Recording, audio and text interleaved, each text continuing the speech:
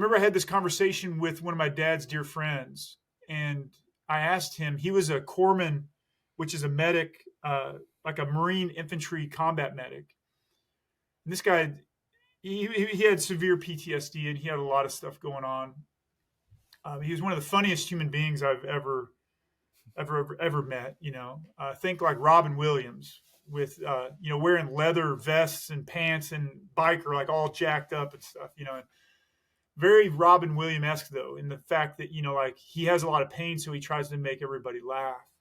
But I asked him very naively. I was like, "Who are the toughest guys in the Marine Corps?" And he's like, "I'm going to tell you a story, and you're probably not going to get it, but I'm going to tell you either way because I owe you the truth." And he was like, I went to wake up a Marine Recon platoon or a team, to go wake them up to basically escort them outside the wire.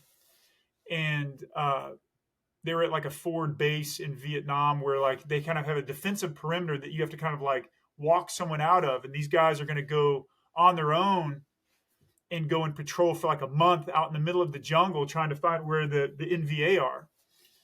And so this is lunatic, fringe, dangerous stuff that they're involved in. And this guy, Jack, at the time, he had like a watch duty where he had to go wake these guys up. And at like 2 a.m, he was going to escort them through all the booby traps and everything to see them outside the wire. And when he walked into their tent, he says they were all sleeping on the ground.